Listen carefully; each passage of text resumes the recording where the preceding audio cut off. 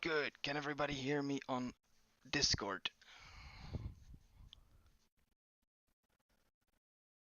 Good. If you've opened the stream, can you hear me on the stream?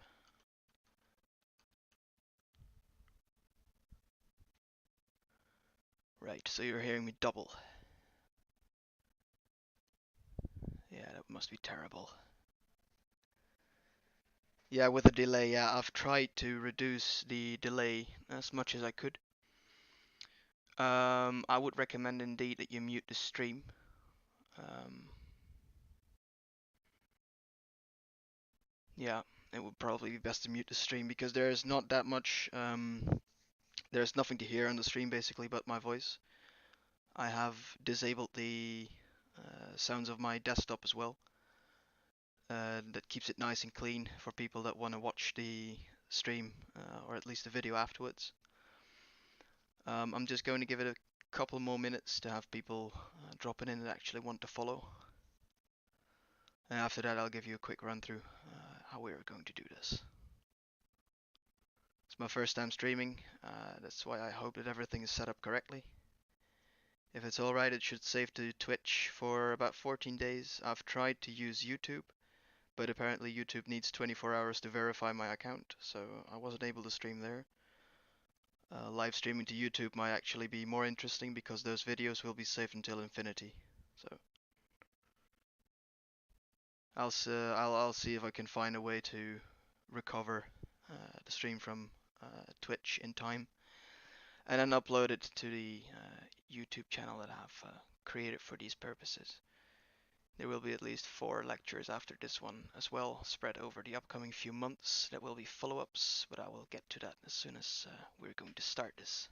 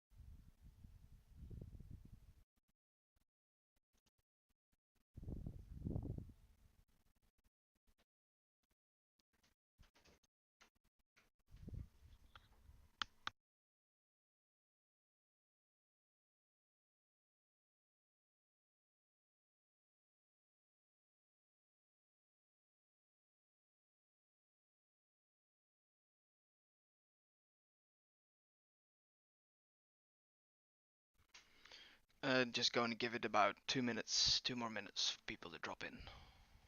And afterwards they'll just have to see.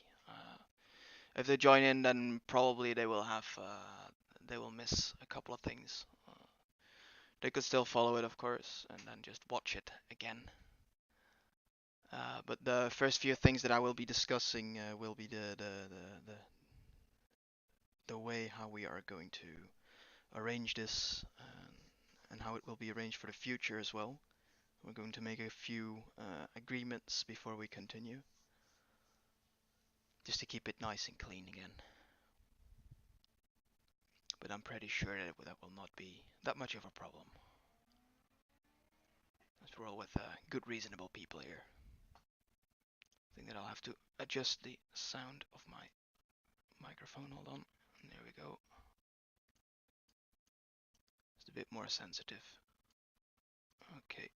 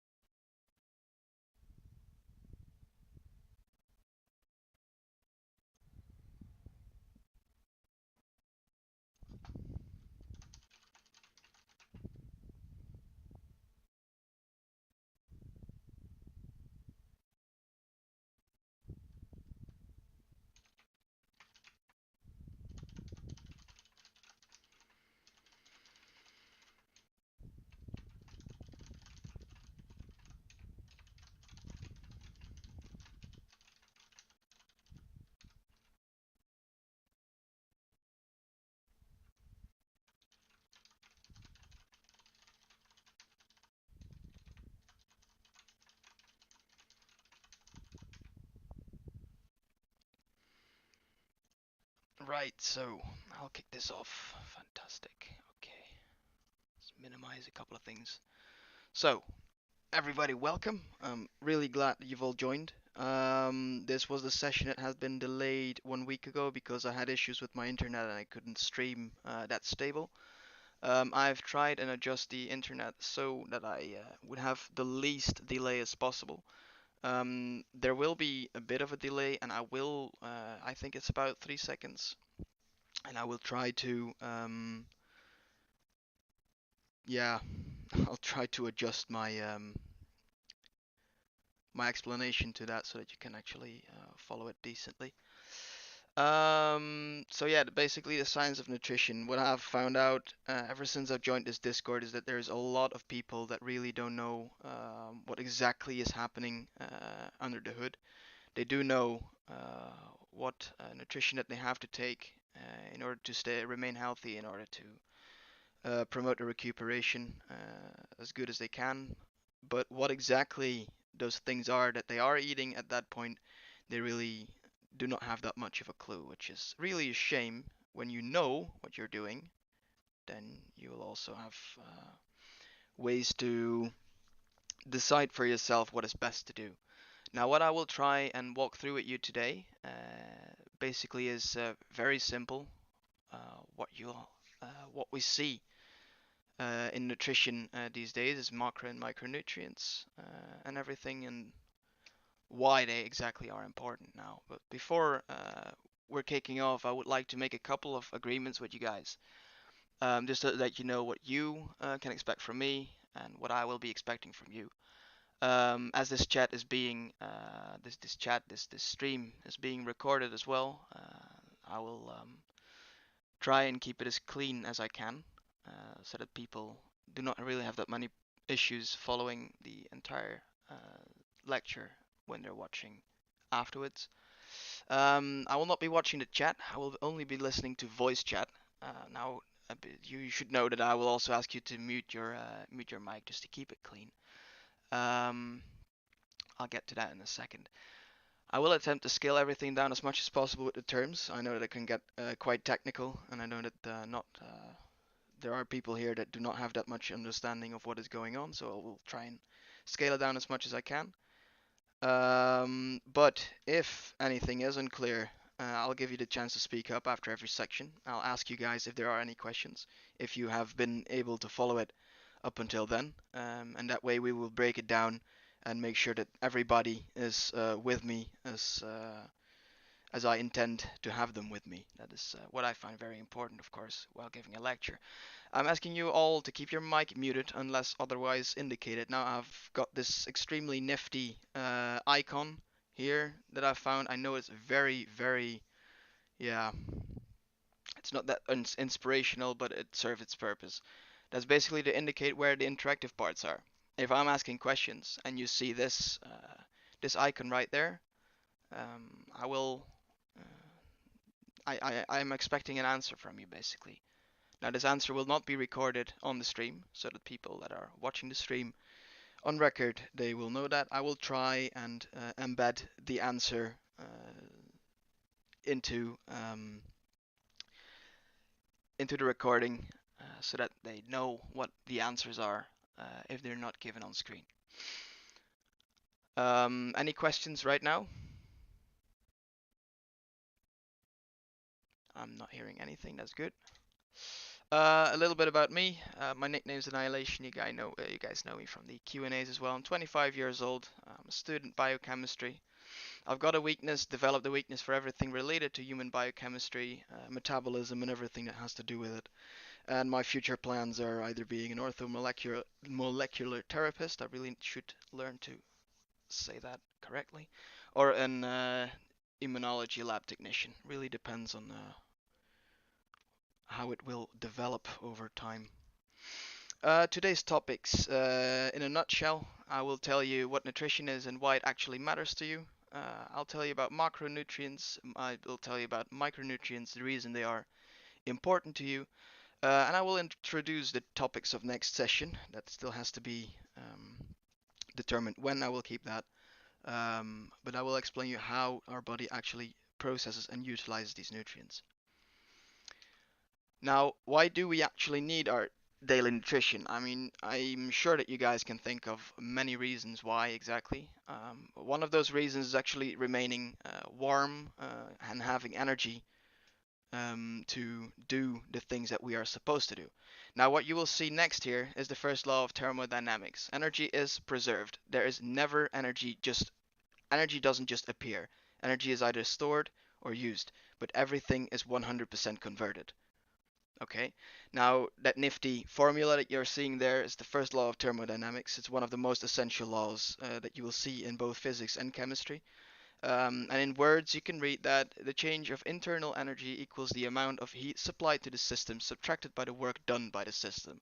Now, that absolutely doesn't tell layman's anything, so it comes down, energy comes in, energy goes out, 100%, either in the form of heat, mechanical energy like movement, or chemical energy, which is basically the nutrition that we're eating.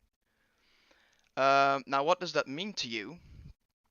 That actually means that if you don't eat, you will not have energy, basically. Not everything that we eat is 100% converted, of course. That is 100% efficiency and 100% turnover is non-existent by principle. Now, what do you think that the efficiency is, guys? How much of the nutrition that we are eating is actually converted into useful stuff? Do you have any idea? Give an idea of a percentage? You may go ahead and unmute your mic.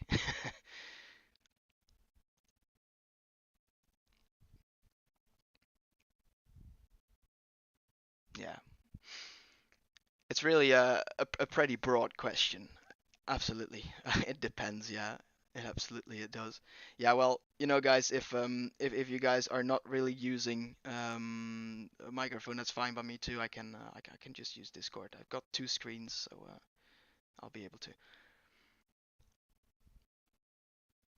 Right. I'm seeing a lot here. I'm seeing 60%. It depends. It always depends, of course. 100%, that's a really broad one. 10% even. That's a bit low, maybe. Right. I'm just going to tell you guys. You will be surprised that our body is very, very efficient. About 90% of our total energy is going to useful sources, which is either our motoric system, our respiratory system, our cardiovascular system, the producing of heat, which usually is a byproduct, but sometimes is the main product of certain metabolic pathways. But about 90% of the nutrition that we take in is actually absorbed and used in useful processes. It's pretty impressive, eh? Now, a bit of data for nerds like me. Um, we have a couple of systems in our body that are requiring a certain amount of energy each day. It really doesn't matter what is happening. Well, sometimes it does, sometimes it doesn't. But that is something that we know as our basal metabolic system. Uh, One of the things that is a part of our basal metabolic system, and also a little bit of our active system, because again it depends, is our digestive system. Now our digestive system is responsible for breaking down the nutrition that we're taking in. 10% of our total caloric intake is actually going to creating more energy, or at least releasing more energy from the nutrition that we're taking in. So you need to put 10% of our total caloric intake into the digestive system to actually get the 100% out that we are converting from our nutrition. Now, that means that you still have 90% of the total caloric intake available for other processes. So that means that just a mere 10% is being taken for the release of that energy. We also have our heart, of course, which is beating 24/7. I hope, at least. The heart is the cardiac metabolism is using 10 to 20 times its own weight in ATP, and ATP is adenosine triphosphate, which is the main energy currency in our body. Now, I've done a little calculation for you guys to explain what exactly is being used here. Our heart, the average human heart weighs about 310 grams. Now I've taken the median of 10 to 20 times, which is 15. So that means that it uses 4.6 kilograms or 4,650 grams of ATP per day. ATP as a molecule is weighing 507.18 grams per mole. A mole, it's really hard to explain that, but it's the amount of particles that you will find in 1 mole is 6.022 times 10 to the 23rd. Really unimportant number for you guys. It all comes down to a certain unit converted. Our heart is using about 46 kilocalories per day. Now I've calculated that to the amount of molecules that our heart is actually using, and that is um, this number right over here. So that's 5.5 times 10 to the 24th molecules of ATP per 24 hours. Now that seems like an astronomical amount, and it actually is. It is a huge amount of ATP, but it all accounts just to 64 kilocalories. So that's just saying our heart is so vital to us. It's beating 24/7, but it's just using that. Highly efficient as well. Breathing, which actually recruits multiple functional muscles. It actually uses 500 to 900 kilocalories per day. Breathing is also a system that will continue 24/7, or at least I hope that that is the case for most people. Um, and then we of course have our brain, which is 20% of our total basal metabolism. If you're studying, it might actually be a bit higher. If you're sleeping, it is actually very high as well. So about 20% of our basal metabolism per day. When it comes to nutrition, our forefathers have been eating their entire life through, of course. And we came to what we are right now because our forefathers found something that was extremely important to the development about 200,000 years ago. Do you guys have any idea what exactly has been discovered about 200,000 years ago that was extremely important to the development how we are right now?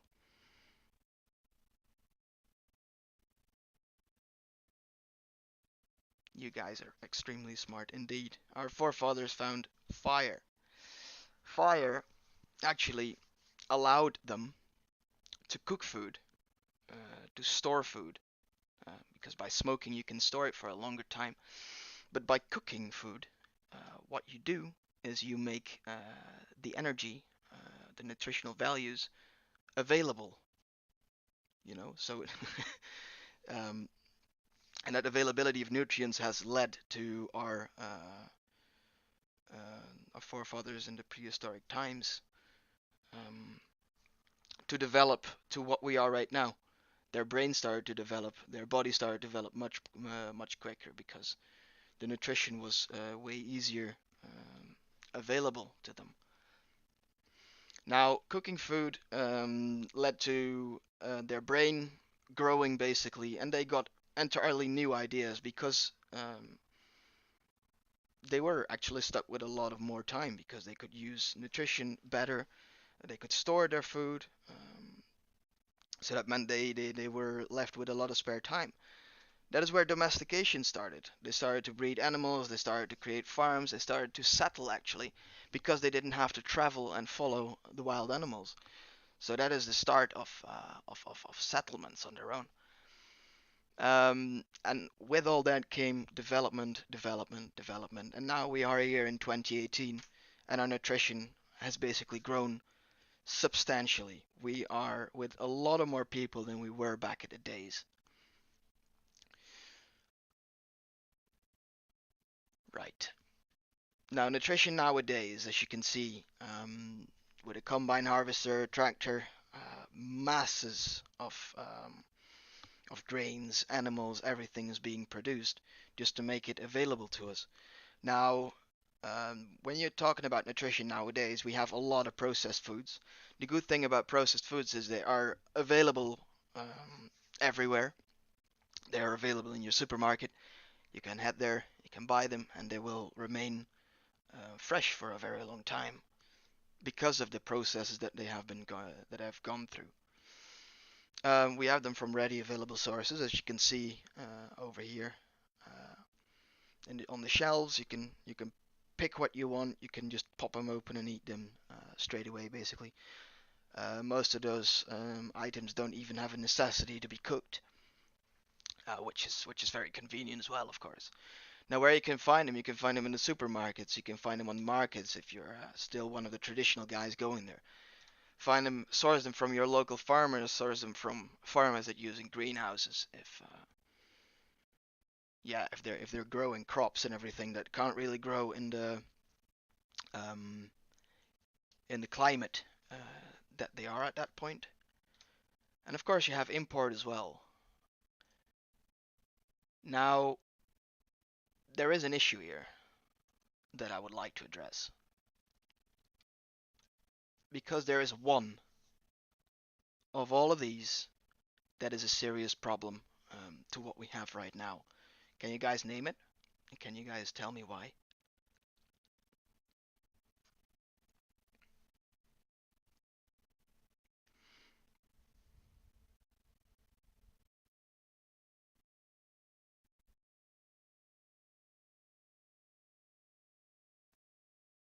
Import is being given as the answer, yes.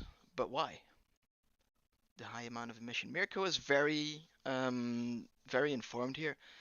Indeed, import is being a serious problem because we, as Western civilization, especially as modern civilization, we expect that we can eat certain fruits, that we can eat certain vegetables all the year through, right? Because that is convenient. That's what we like.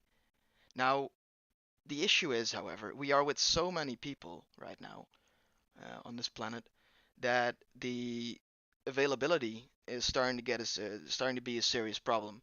Things have to be imported because we can't feed the population of Europe, for instance, just by the farmers that we have in Europe. It has to be imported from other sources. Now, 20% of the global greenhouse gas emission is being produced for food.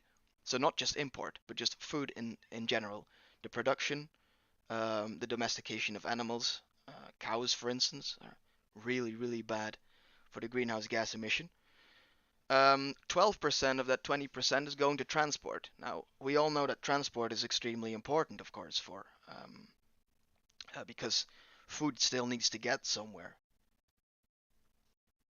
But what if I told you that 85% of that transport is going into export and import? That means that we are actually intoxicating our planet with emissions uh, that aren't really necessary, because you can also go to your local farmer and eat the foods and the vegetables and fruits and everything that the season has on offer. But people are not really liking that for some reason, and they're free into doing so because it is being provided. Now, I don't want to go too much into this. I just want to give you my message. Try eat local, try eat seasonal, and try to eat consciously. That's just a thing that I'm trying to tell you right now. Do with it whatever you want. We'll continue to do nutrition on its own. Nutrients, basically, the fuel and building blocks of organisms, absolutely. We have three types of them. We've got the carbohydrates, we've got lipids, and we've got protein. Now, those three are making up the macro protein um, group as we know it, right? Now, you might notice, you might realize that carbohydrates are usually in the form of sugars or complex carbohydrates, which we will get into a bit later. You've got lipids, fats, basically, in the how people call it. And we've got protein. Now, what you'll usually see is that lipids and protein are really interconnected because most of the sources that contain protein also contain lipids. Um, Carbohydrates are really something on their own um, because, for instance, your muscles, especially the muscles, the tissue of the meat that you will be eating, is not really that rich in carbohydrates anymore. And we will get to that a bit later. Now, this you know, right? That's sugar, that's fats, and that's protein. Oh, pretty interesting. But if we want to get to the bottom of it, why they are exactly important, we might have to take a closer look. Now, that closer look, as you can see right over here, this isn't abstract art. Okay, that is sucrose. Those are sucrose crystals under a electron microscope. It's pretty nifty, eh? I really like that, to be fair. Lipids are basically just bubbles. They also interconnect with each other because they're scared of water, basically. They want to hide from watery substances, so that's why they are tending to cluster together. And you've got protein, which is very interesting, very large 3D structures that having their own function in that way. And that's the quaternary structure of protein. It's not really that important for you guys to know, but I just like to give that through.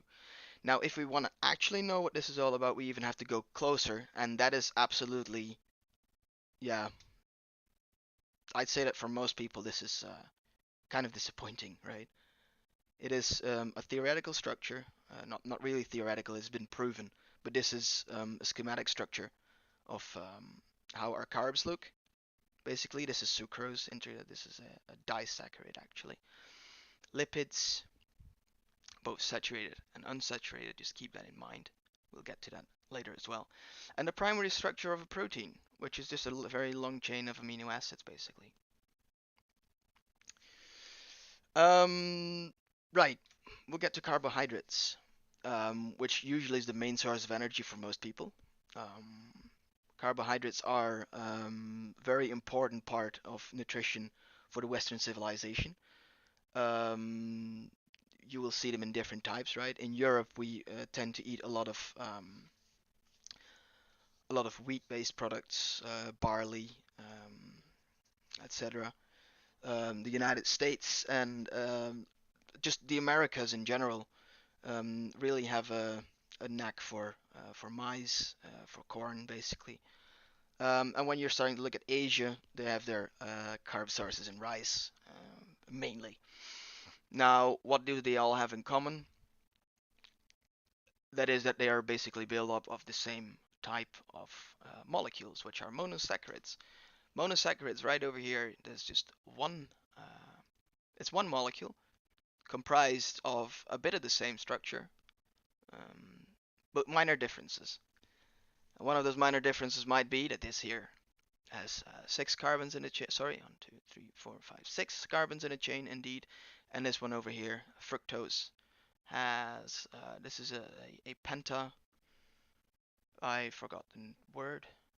Something with penta. This is a hexa. Um, yeah, so glucose bound to fructose, for instance, right? Because these two can bind, which you can see over here. So this is glucose, this is fructose. If you bind them together, you get sucrose, and that is the thing that we know as sugar. It's being added by the food manufacturers a lot because sugar is tends to make things taste better. And when you bind glucose to galactose, you get lactose, which might actually cause problems for some people. Um, yeah, so and if you continue and you make longer chains, like much longer chains of that, you get polysaccharides. Now those polysaccharides are also quite important and quite interesting as well. Because I will be getting to this with you guys. This over here is the picture that we just saw. Hi. Now what is the difference? Can you guys tell me the difference between this one over here and this one over there? Because they really do look similar. But I would like to know if you guys can tell me what the difference is. I'll give you guys a hint. One of these we can digest, and one of these we as humans can't digest.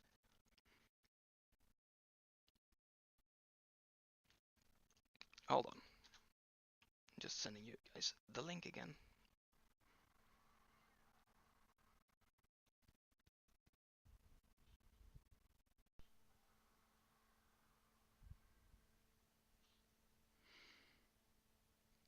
So one of these we can't digest, and one of these we can digest. And which one?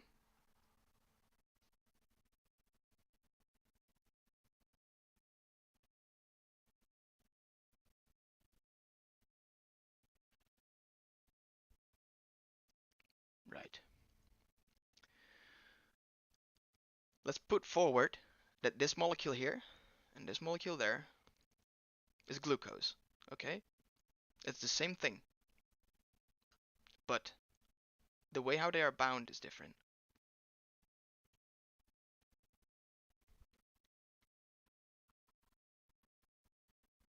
Because this one over here and that one over there, you can see that they are flipped, right? This is a beta bond, a beta glycemic bond. This is an alpha glycemic bond. Now, what does that tell you guys? Probably not much. But a beta glycemic bond we can't digest, and an alpha glycemic bond we can digest. Now, cows are able to digest this one. It's cellulose. It's a fiber. It's it is the most important structural fiber for plants, for most plants out there. And the most herbivores, right? So animals that are eating plants a lot, they can digest that. They have an enzyme to digest this kind of bond. But we as humans only have the enzyme to break down that one, which is starch. Can you see the similarity?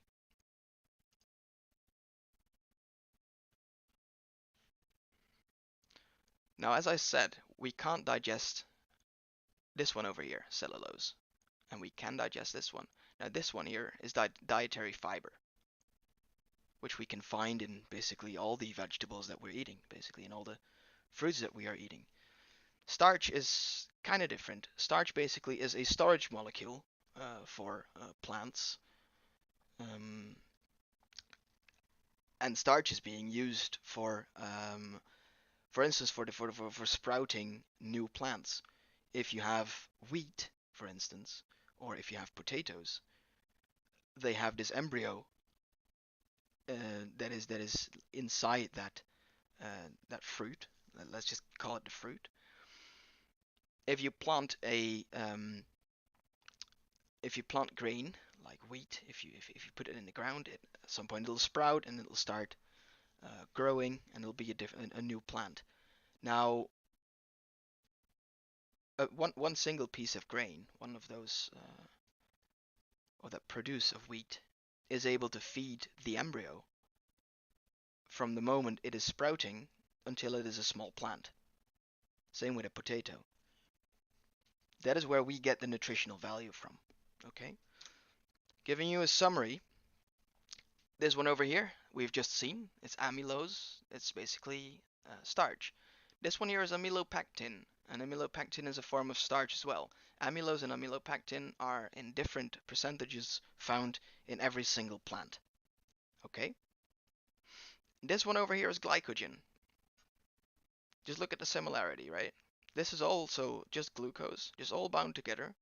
It has, it really bears a resemblance with amylopectin, but as you can see, amylopectin is not that branched, right? It is branched, but not that as much as glycogen is.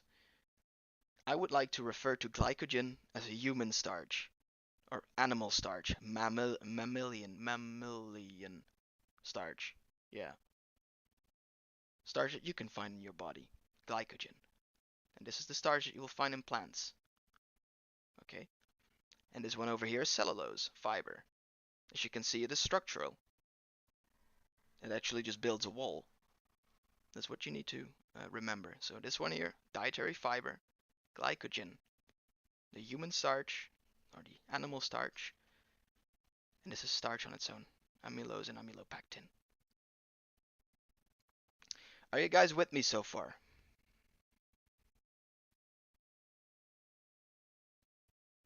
Are there any questions so far? Please don't hesitate. Good. How's the speed? Is the speed fine? Am I going too quickly? Great. To continue. Lipids. Now it is going to be interesting, at least in my opinion. Because no, I just missed the. Let me just answer to a question on the chat. I'll be replying to the chat. Up until now, we have discussed a brief history. We've discussed carbohydrates, and now we will get back to lipids. Okay. There is a lot of controversy around lipids, around carbohydrates. Why I'm saying lipids the usual suspect is because there have been a number of studies in the past that have proven, right, proven that lipids were the suspect when it comes to gaining weight and when it comes to adverse health effects. Now, more recent studies have proven that lipids are just as dangerous, or maybe even less dangerous, than an overdose on carbs. Now, the reason behind that we will discuss in a different lecture. What I will get to today with you is why there is a controversy around lipids. Okay, if you look at the picture right over here, at this one side you've got a lot of foods, different foods that contain a massive amount of fats. So you've got olive oil, you've got avocados. I believe these are hazelnuts. No, chestnuts maybe. Yeah, walnuts over there. These are hazelnuts then, or macadamias overall. Anyway, nuts, salmon, fish, meat in general. But why are fats then linked to heart disease, to cardiovascular diseases, to high cholesterol? Now, the reason for that is kind of complicated, but I'll try to explain. When it comes to lipids, it basically is all that you have to look for, okay? Lipids, or fatty acids, as they are usually referred to. Why are they called fatty acids? Okay, you've got a massive hydrocarbon chain, which can be extremely long um, for some fatty acids. And you've got a carboxyl group. Now, this carboxyl group over here, that one determines if it is an acid or not. Reason behind that is, and let me just draw that for you, right over there. Okay, so this one is a carboxyl group. Now that carboxyl group is an acid group. Now the reason why, yeah, well, that has been determined in organic chemistry. I'm not going to go much deeper into that. Just take it from me. That is a functional group that calls this an acid, basically. So it's a fatty acid. Okay. Now you may have heard of unsaturated fatty acids, polyunsaturated fatty acids, or saturated fatty acids, or whatever. Now, that all depends, basically, uh, in what is good and what is not good. Over here, you can see is saturated fatty acid, okay? That's a chain, and every point, every edge is one carbon, okay? And all of those carbons are, and I'll just go back, all connected to hydrogen. A carbon will always have 4 bonds, and it will always try and form 4 bonds. Now this one over here has 1, 2, 3, 4 bonds. Yes, but one of them is double. That is important to keep in mind. So here we see a saturated fatty acid. Okay. Now this one here is monounsaturated. Why do we call it monounsaturated? Because these here are all saturated. And now here suddenly we see an unsaturation. Okay. It's a double bond. And then it just continues, and there's just one in there. So that's monounsaturated. Polyunsaturated, as the name would suggest, means that there are multiple unsaturated bonds. Not really specified how many, but there are multiple. It's 1, 2, 3, 4, 5. I feel like Dora right now, but you get the message. There's multiple unsaturated carbon bonds. And for some reason, these here are healthier than this one over there. And there is a lot of studies going into that. And the reason why is it has to do with oxidization of the fatty acids. It's really complicated, and I will save that for a later lecture as well, because that actually requires a lot of explanation. Now, as I said, there is controversy, and there is a reason for that controversy. Okay. What is actually killing us when it comes to fats, and not just fats, when it comes to nutrition on its own, in a whole? Now, one of those things, and especially when it comes to lipids, is overconsumption. Okay, no nutrient out there will instantaneously kill you when you eat too much. But if you eat too much for years and years and years and years, then at some point, indeed, you will run into adverse health effects. That doesn't really mean that sorry, I'll start over. That doesn't mean that you are just free to eat whatever you want as long as you keep it within bounds. Absolutely not. But it is very easy to take in too much lipids, too much carbohydrates, etc. Why is that? Because we, as modern folks, are consuming a lot of hyper-processed foods. Now, what do I mean with hyper-processed foods?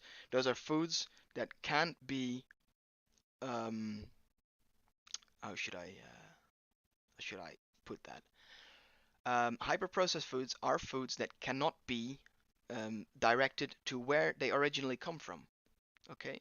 Now, if you see a nice juicy piece of meat in the at the butcher's shop, then you can actually tell, well, that one may have come of a cow, and that over there might have actually been sourced by a pig, and that is obviously chicken meat. But let's just say that you're eating a hot dog, right? Do you have any idea where that came from? Neither do I. I'm not saying that you shouldn't eat it if you don't know where it came from, but I am saying that you should be careful with eating things when you don't know where they came from, okay? Reason why is because you then don't know what treatment it has undergone. And when it comes to treatment, I'm coming to the actual suspect of what bad nutrition is doing to us. The trans fats, okay? Now, what I've pictured here for you guys is trans-oleic acid and cis-oleic acid. Now, oleic acid on its own is a unsaturated fatty acid that has actually been linked to health benefits. Okay? But why? I mean, you can see that this one here branches off and goes down, while the transoleic acid just has an unsaturation there. They have the unsaturation at the exact same spot, but there is a difference. And that difference has to do with their configuration. Now what I'm showing you here is not has and cis-2-butene and trans-2-butene has nothing to do with these two. Okay, but I'm using this example to explain to you what exactly a trans fat is and what a cis fat is. Now a cis fatty acid is the unsaturated fatty acid that you're looking for. Okay, so this one is found um, at really high concentrations in olive oil. Now, if you look at this, you see a carbon chain, a double bonded carbon, and a carbon chain with two hydrogens on both sides, okay? On the same side. Now over here you got trans, carbon to double bonded carbon to another carbon group, okay? Hydrogen, double bonded carbon, hydrogen. You can see the difference, right? Over here hydrogen are both pointing downward, and over here they're at different sides. Now let me just get to my pen over here and allow me to draw that for you, because over here at the trans, oh, come on, why is this not drawing? Yeah, there we go. Are we going? Yeah, there you go. I'm really bad at drawing. And over there. Okay. Now you've got one here. And you've got one right over there. Can you see the difference?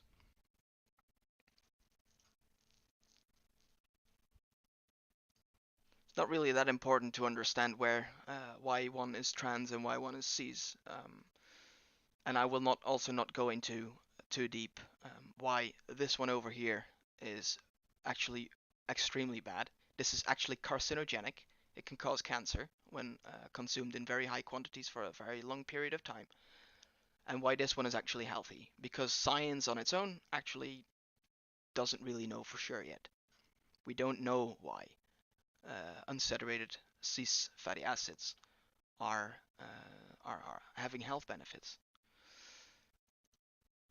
So where do we find trans fats? Now, as I explained, hyper-processed foods are known to contain a lot of trans fatty acids.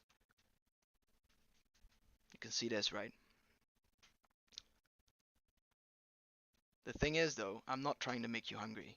I'm just trying to make you understand something, okay? And I know that the guys watching this right now all have a very good idea of what all this is that I'm picturing you. Okay? Hungry yet? Still not hungry? No? Very good. Because I'm going to actually ruin the dream of a couple of people. Because what do all of these have in common? Go ahead and tell me.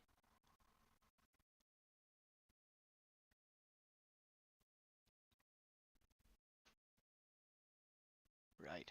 They contain trans fats indeed, but how did they get there? Because trans fats are actually not there naturally. Okay? Trans fats occur. They are created. And how they are created is actually by a deep frying process, or by getting a lot of heat into something. Alright?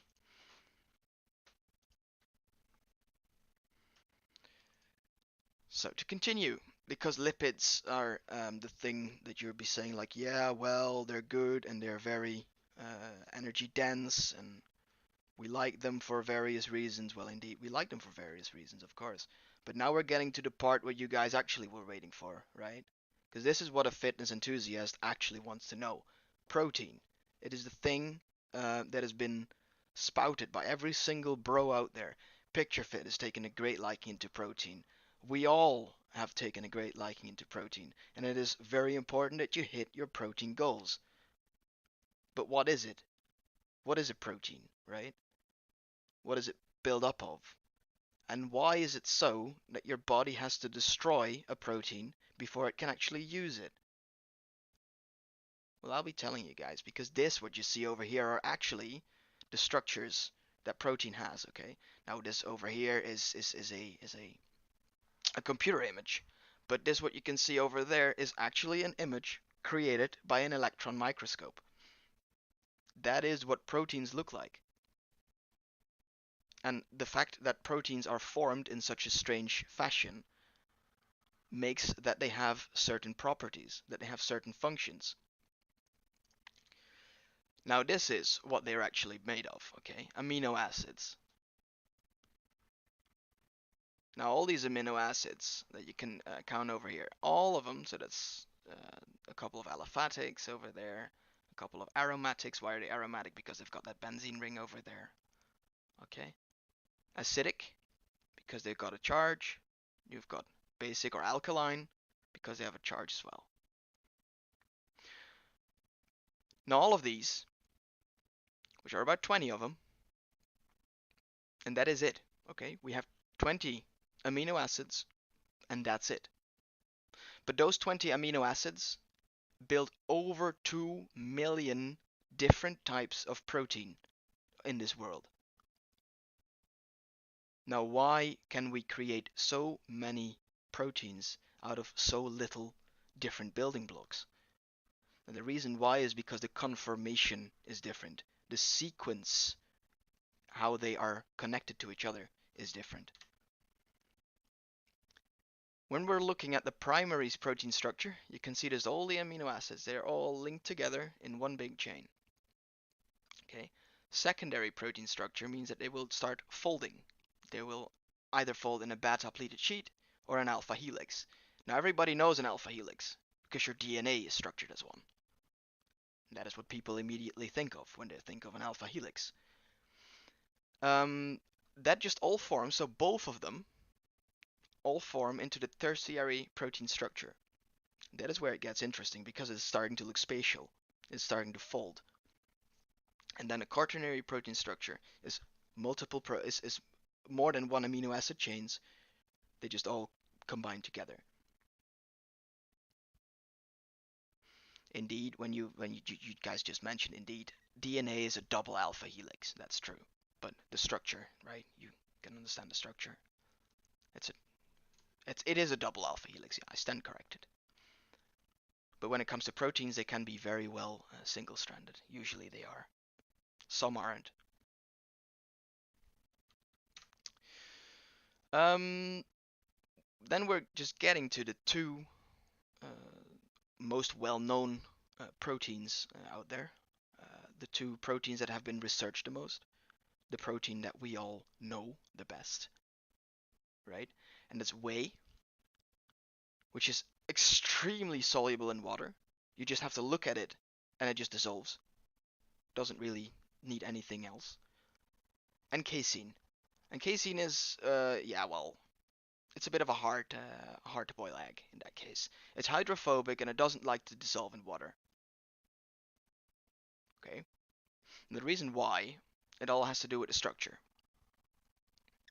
And when it comes to the casein structure, right over here you can see it, it's a ball, basically. And what is that ball? The ball is extremely hydrophobic. It wants to push water away. It doesn't want to have anything to do with water. It just wants to remain there on its own. And whey is actually very social. And it just tells all the water molecules, yeah, come on, man, let's go. And they're just going into town and they're dissolved.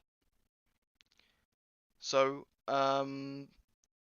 when you're looking at casein versus whey, you will notice that whey is a very fluid protein when it's dissolved in water. Looking at casein, it's actually much thicker. The reason why is, again, because it doesn't really like to dissolve that much. It's a bit greasy also.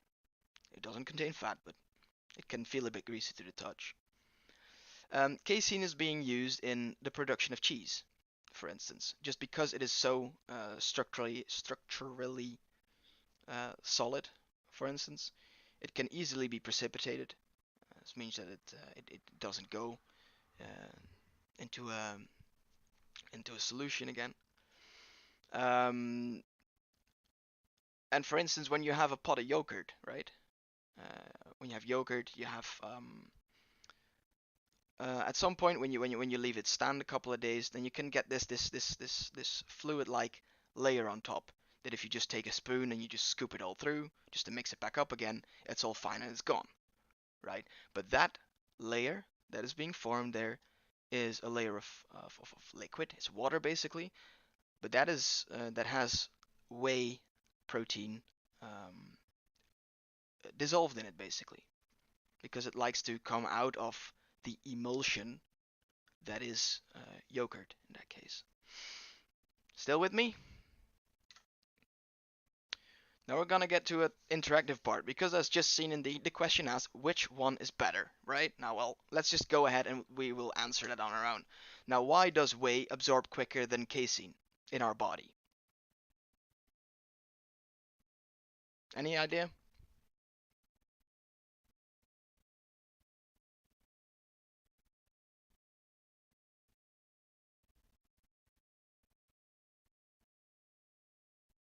Just giving the people the time to answer that in the chat. Feel free to use your microphone as well, guys, if you want to. Go ahead. Right. So I'm seeing here the answer indeed. We've got lots of water in our body. Absolutely. We have lots of water in our body. And as whey likes to dissolve in water very easily, that means that it can be absorbed in our body much easier. Now, all of our digestive um, chemical reactions are being done in a watery matrix, as we call it in chemistry. Okay, so the matrix makes up the environment where the the reaction is taking place, and the digestive reactions usually rely on enzymes to catalyze the reaction. Now, why does whey absorb quicker than casein? Because casein needs to be dissolved first, right? It needs to be taken into the solution, and that really requires both time and some effort as well to make it more easily um, soluble. It needs to be cut up a couple of times to make it more soluble. And that's just the way our body does that, right? Now, why does whey have a more intense effect than casein? I'm not saying it has a better effect. I'm saying that it is intenser. It has to do with the previous question. Hint, hint.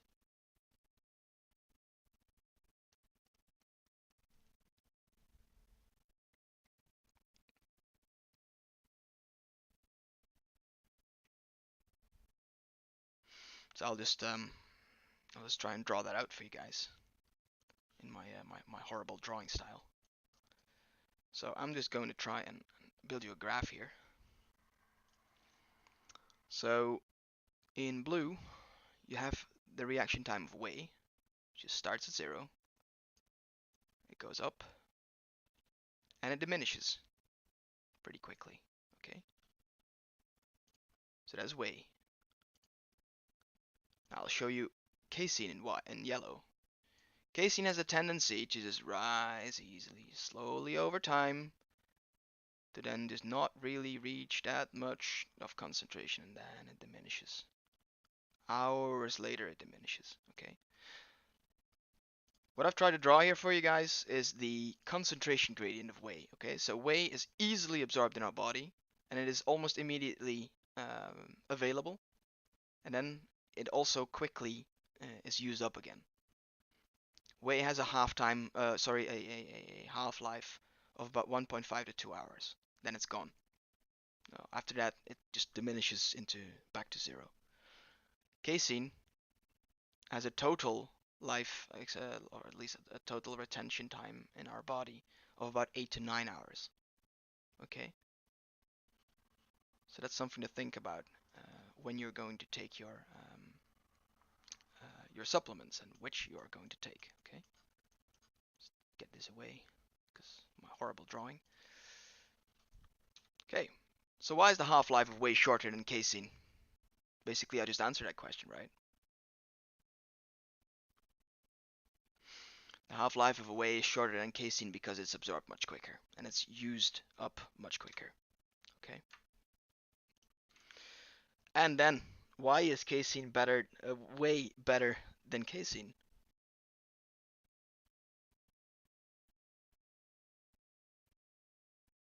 And if it's alright, you guys are going to lose your mind right now because this all goes against your thoughts, right?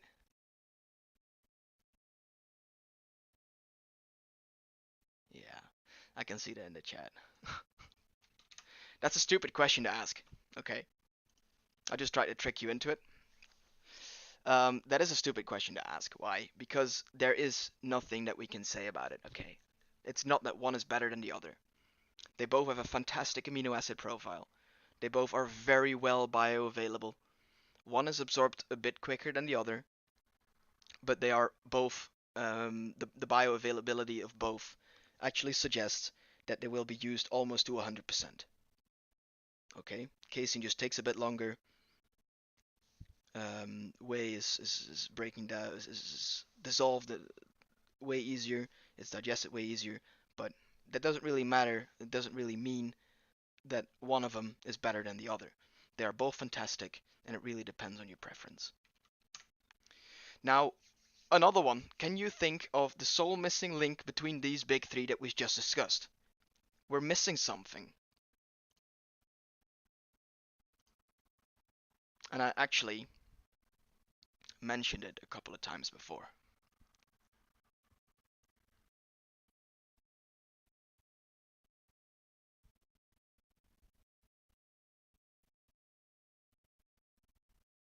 Maybe people have seen me talking about it in the nutrition chat as well.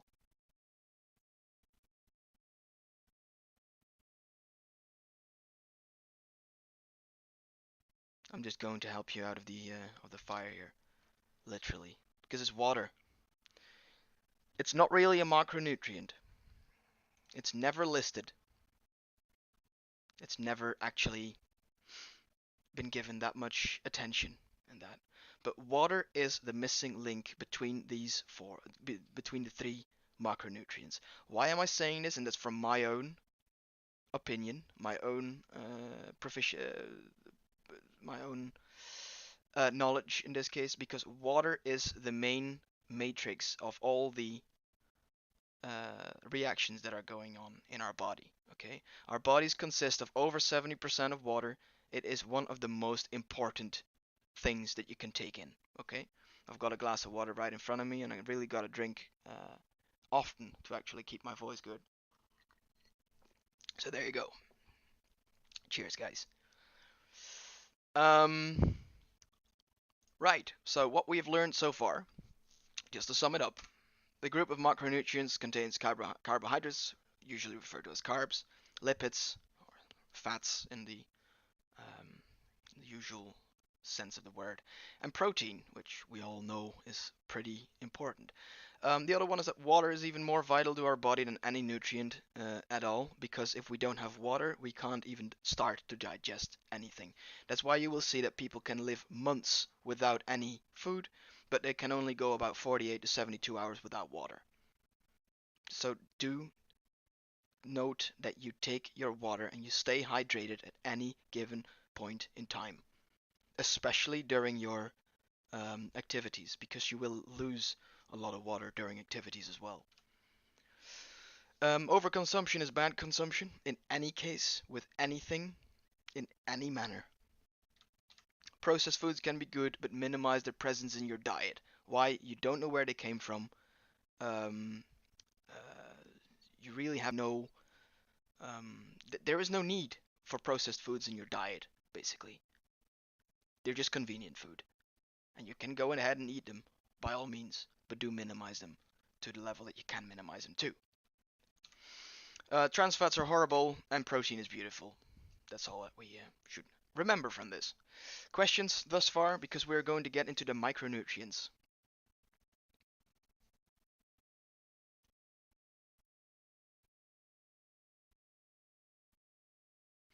I'm taking that as a no. Good. Micronutrients, the connecting element in metabolism. In my opinion, micronutrients are just as important as the macronutrients for various reasons that we will get into um, in the last, let me see, in the last, 20 to 25 minutes of this lecture. Sorry. If you can see it right over there, you've got minerals, you've got vitamins. Okay, so minerals right there, vitamins right there. But this doesn't really look very tasty, right? Nothing. No one's gonna chew on freaking stones or anything. But where do you find minerals mostly? You can find them mostly in your vegetables. They usually have the same. You can find vitamins and minerals very easily in vegetables. You can find certain vitamins as well in animal-based products, certain minerals as well in animal-based products. It really depends. Yeah, well, sorry. Vegetables and fruits, okay? Vegetables and fruits. Just the plant-based food sources. Thank you very much for that correction right there. So what do they do in our body? Okay, because that is something that is usually misunderstood. We've got minerals. What we can have here is ions. We got iron, zinc, sodium, potassium, magnesium, calcium, iodine, phosphorus, and copper. But what do they do? Right. What do they do? They aid in transport, nutrient absorption, structural stability. Now, structural stability, you can think of that one easily. That's calcium, right? Calcium is found in our bones a lot. We'll get to that one in a few. Nutrient absorption, um, that is in our digestive system, basically. It aids in transport. For instance, hemoglobin is one of the proteins that is bound to iron. We'll get to that one in a few as well. And it'll allow particle gradients to exist, which is very important for certain biochemical, biomechanical um, systems that we can find in our body. Vitamins basically are polypeptides. A polypeptide is very closely related to a protein. It isn't really a protein, but it's very closely related to it. And it will aid in digestion, act as cofactors for enzymes, enhance the immune system, and much, much more. Now, minerals, 5% of our total body weight is due to mineral presence. Okay, so that's quite hefty if you think about it. You've got different classes, which I really won't bore you with. It's absolutely, you can go ahead and read that, um, but I'm not really going to get, it's just for information. Iron. You guys know iron, right?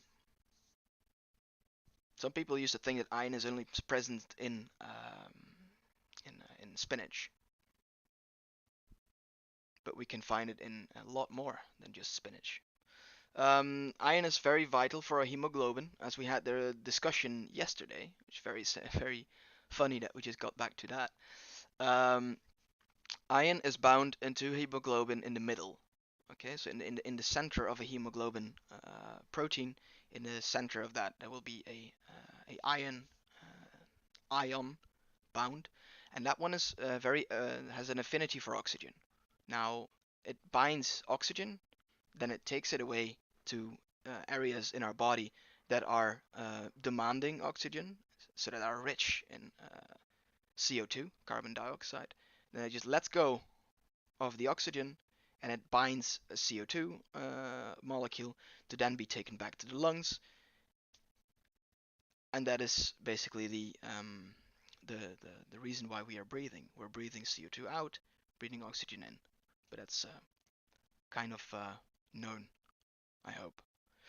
As I said, participation in the oxidative phosphorylation as well. Iron for the formation of ATP. Oxygen is also very important for that one. So it has multiple roles there. Sources of iron, we can find them in green vegetables, meat, and even in chocolate. That might be surprising for people, but chocolate actually contains a lot of iron as well.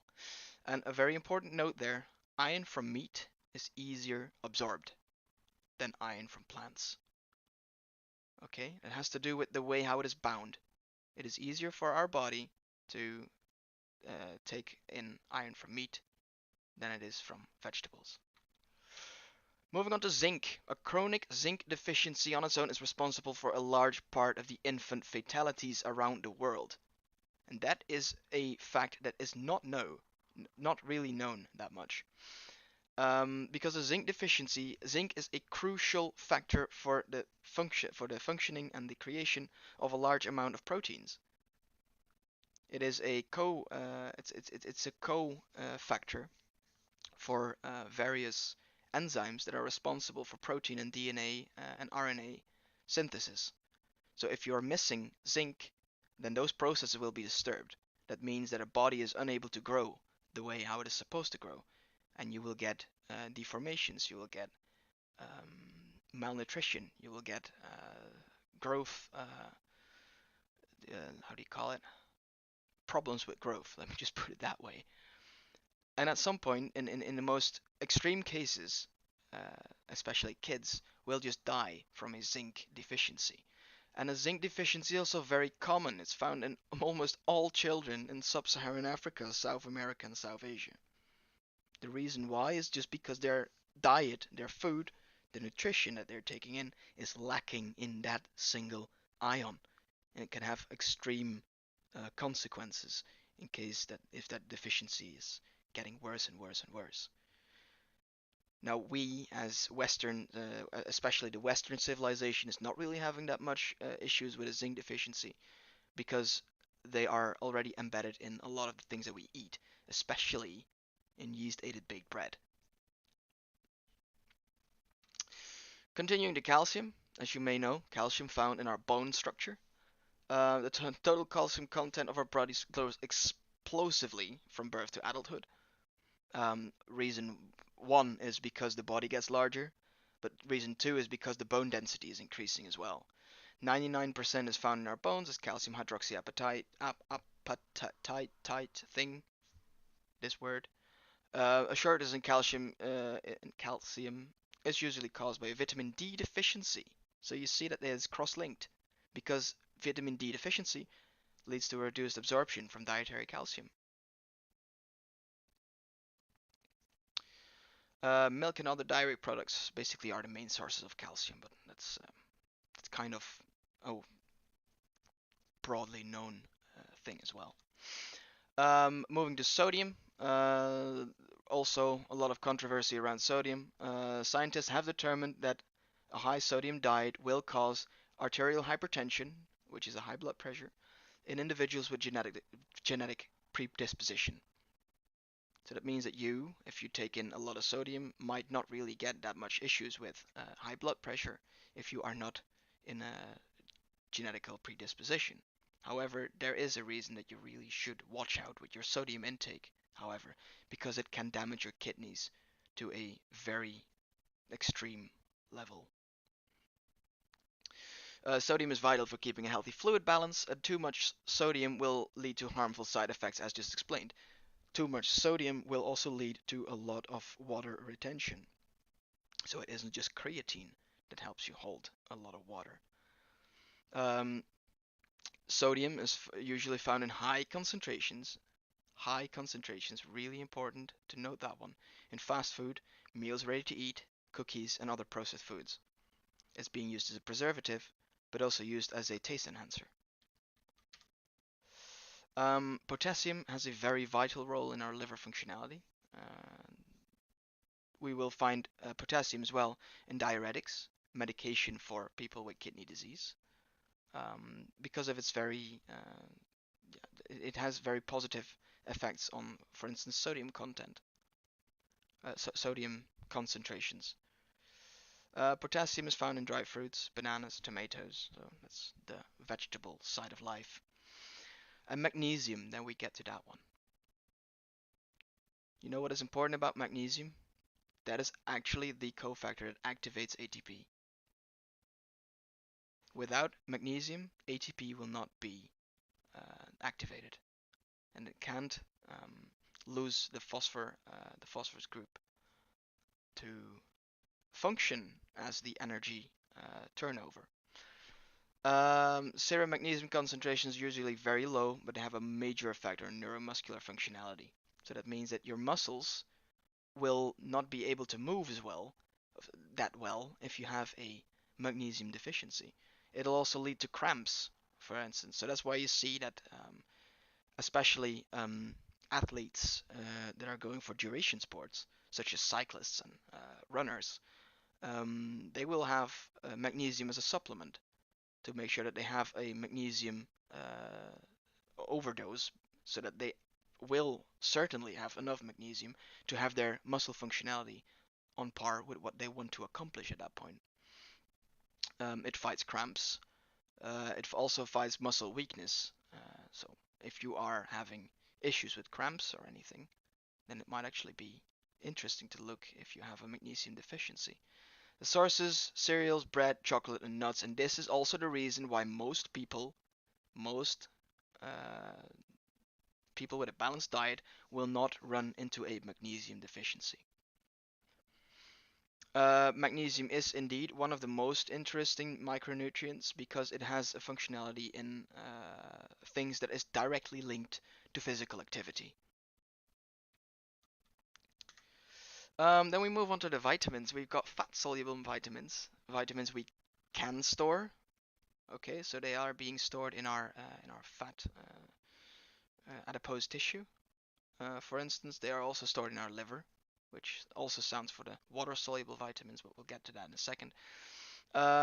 One vitamin here is missing, is vitamin K. I didn't include that one for a reason that I don't remember, but I didn't include that one. Vitamin K is the other fat-soluble vitamin, but then you know that. Vitamin A has a role in a photoreceptor molecule, and that molecule is something that we will find in our eye. Photoreceptor, which means that we will be able to receive light. Okay, our eyes are seeing because light is shining onto the photoreceptor molecules. Now, vitamin A plays a role there, and carrots are good for your eyesight because carrots are very rich in the precursor that eventually will be turned into vitamin A. Vitamin D is synthesized under our skin under the influence of UV light. It's vital in calcium absorption. The most of the Western civilization has a vitamin D deficiency because they are either not exposed to enough sun or they are spending most of the day inside the house. Account to that in winter times people will wear long sleeve clothing, which means that our skin will not be susceptible for the UV light that it needs to synthesize, and you will notice why you might actually have a deficiency, yes or no.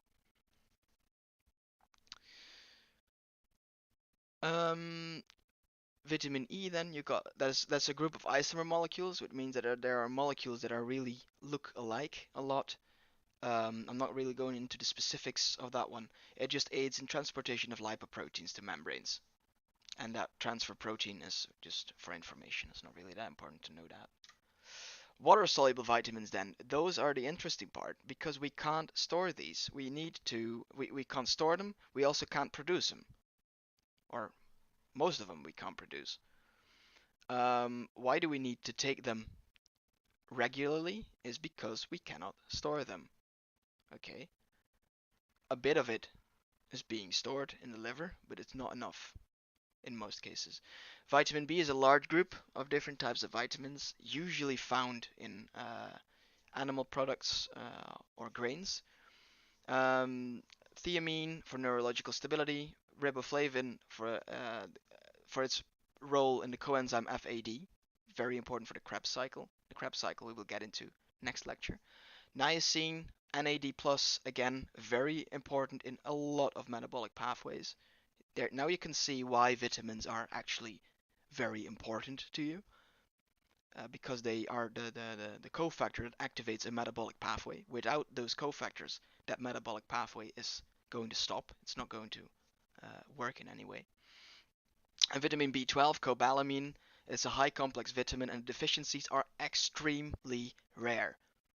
Okay, because we need 1 microgram, so that's 10 times 10 to the minus 6 of a gram. That's nothing. That's absolutely a lot. I really can't express how little that is, but it's a very, very low quantity. And 1 egg a day will give you all the vitamin B12 that you need for that day. Because an egg contains 1.1 microgram of vitamin B12 on average. Vitamin C, one of the most well-known vitamins. It's L-ascorbic acid. Humans can't produce this due to the lack of an enzyme, and the coding gene for this enzyme has become a pseudogene. The reason why is because due to evolution, some things in our code will change, and because our ancestors were taking in plenty of vitamin C via their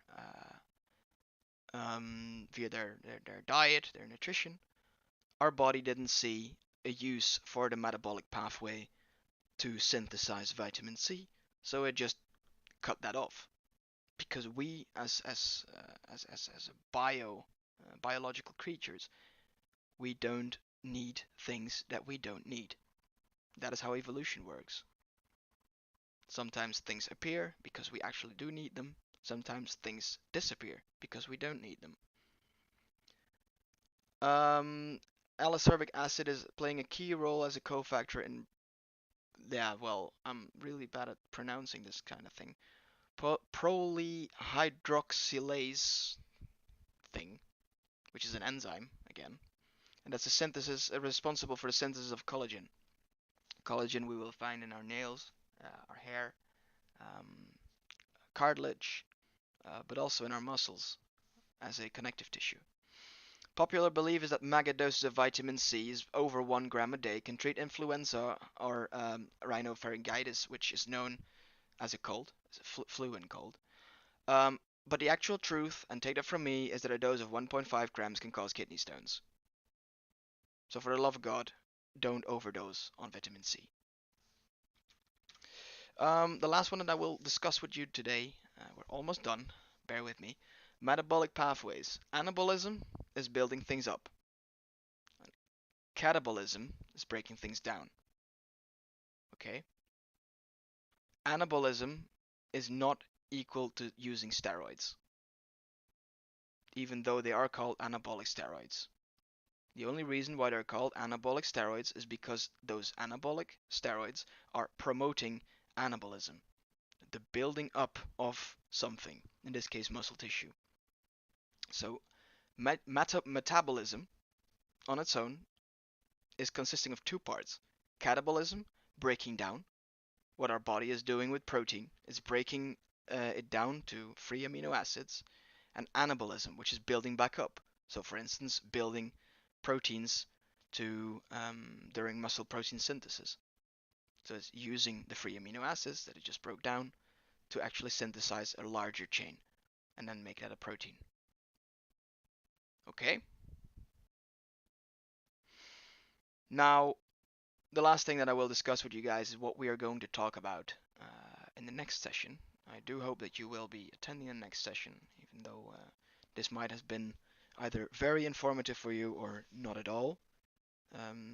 What it functions as is basically a laying the foundation for you guys to be able to join in on later lectures without me having to worry too much about the predefined knowledge that you have. What I will run you through is the Atlas of Metabolism. That is basically an atlas that is available on the internet. I've actually put the copyright thing right over there because those guys actually spent a lot of time in creating a monster of a image, which is interactive as well on that website. I really encourage everybody to go to that website, www.cag.jp. Those guys have mapped the metabolism of the most studied creatures on this planet, including human. And this one right over there actually sums up the metabolic pathways that are present in our body. Most of these are present in our body. Now this may look as a massive as a massive map, a map of pathways that our body runs through, and it might actually be very overwhelming if you look at that. It does like an electrical board, indeed. It also does. What I had to think about immediately is of a metro map, a subway map, like the London Underground or something like that. Really bears that resemblance, in my opinion, because you've got interlinked, cross-linked sections. We'll get to that. So what I will focus with you on next time is a couple of important pathways, which is the glycolysis, right? You can find that one right over there. Just put that in the little red box. And that is a thing that we will walk through. As you can see, there's a lot of cross-linked sections over there that can metabolize over there. They can move to other metabolic pathways, and that's just the way how our metabolism works. Everything, or almost everything, is interconnected, and metabolites from every single step can be used in different um, pathways that are connected to that specific area. Okay, so the glycolysis is the breakdown of glucose. If you take glucose in, your body will take it apart, and we will take a look into how that is functioning next time. We will also see what the gluconeogenesis is, which is basically the glycolysis, but then the other way around. It's the synthesis of new glucose molecules.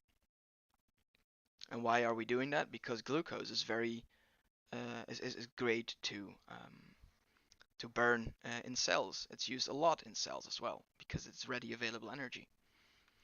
And as you can see right over there, it actually connects to a very large circle.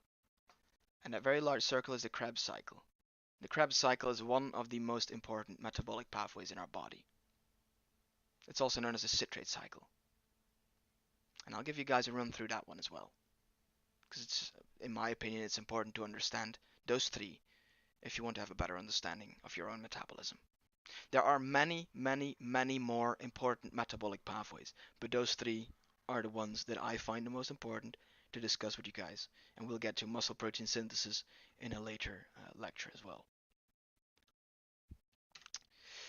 And then next time we will also focus on the mTOR signaling pathway. mTOR is one of the most important signaling molecules for muscle protein synthesis, and it gets released when you are working out, for instance. It's the reason why your muscles are growing, or one of the reasons. And I will also bore you with myths and magic. Sadly, not Dungeons and Dragons, to be fair, but myths and magic are just as interesting as that might be. Yes, I am a nerd. Thank you very much. The science behind inflammation. Inflammation might be something that you've heard of, and it almost always has a very negative sound to it, but it isn't always negative. I'll have you know that. Fantastic supplements and where to find them, because some people don't understand what supplements they should be taking. Some people don't know what supplements are worth their money. Some people don't know how to spot a supplement that absolutely isn't worth their money. And I will also tell you how to forge the perfect diet in theory, because I can't be giving you a template that you will be able to create your perfect diet with. You'll have to find it out all the way on yourself. And the importance of checking your sources. There are a lot of studies out there, there are a lot of people out there that are claiming certain things, me included, and you'll have to decide for yourself who and what is the most trustworthy. Okay? There are many insights on various topics. There are many things that you can discuss about. And when it comes to nutrition, especially, and the human body, it is really hard to find one conclusive answer because there are a ton of parameters that are of influence to, for example, the outcome of a research. But I will save that for a third session because otherwise we will have not enough time in just one, and I think 1.5 hours is enough time that I will take from you guys. That basically was all I had to tell you. Okay. I really hope that this was informational. I really hope that you guys will be, uh, yeah, that you actually know a bit more about the things that you're putting into your mouth and what is actually happening to them. If there are any questions, I will be taking them now. But I will also be taking down the stream for now because if you can't listen to the questions or whatever. However, no, I'm gonna keep the stream active because it might actually be interesting as well. I'll keep this going on for 15 minutes. So there are people that are asking questions, go ahead. I will repeat them uh, so that people will know what questions I'm gonna answer for you.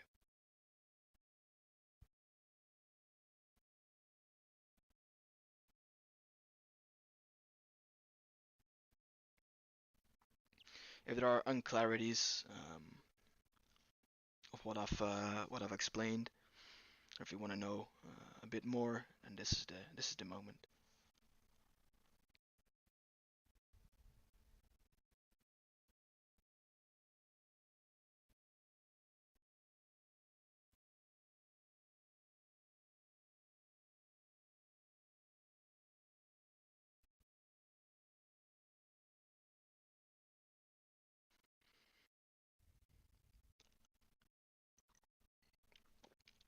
Water, fantastic.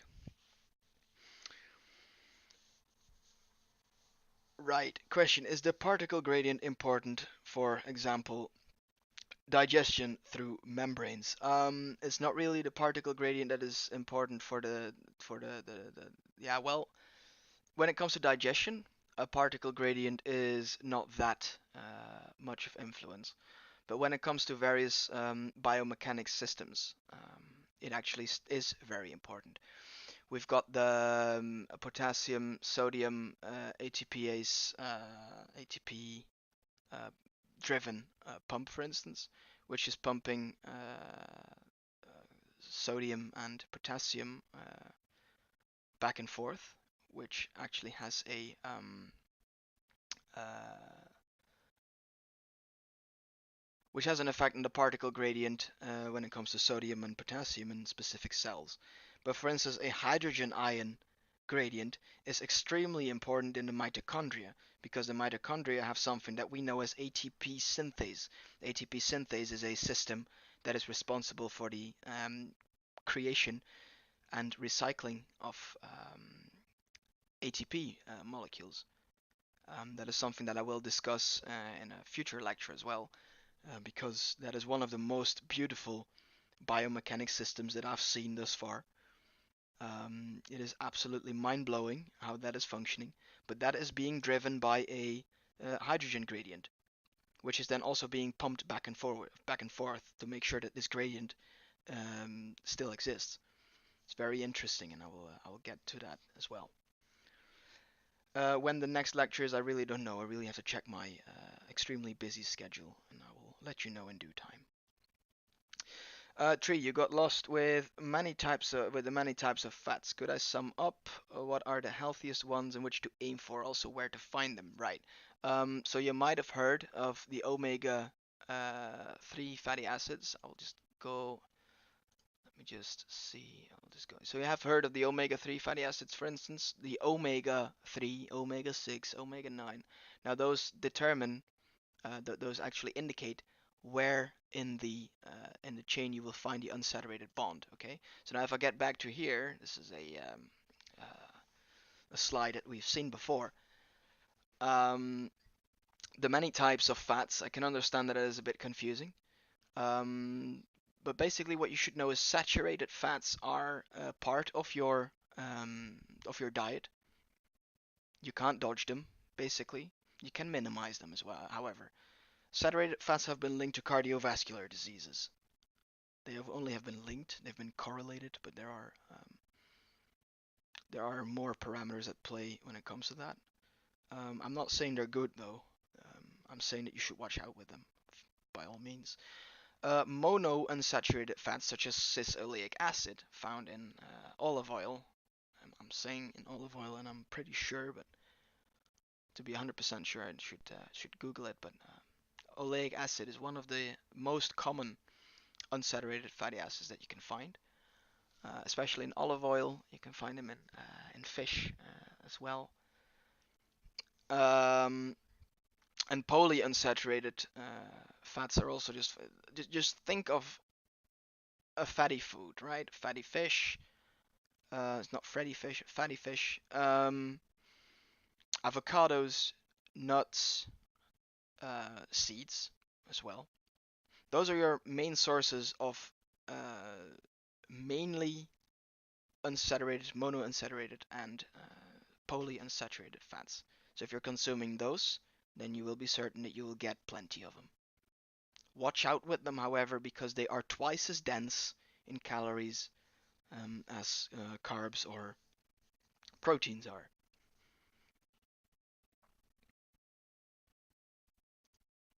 All right. Anything else?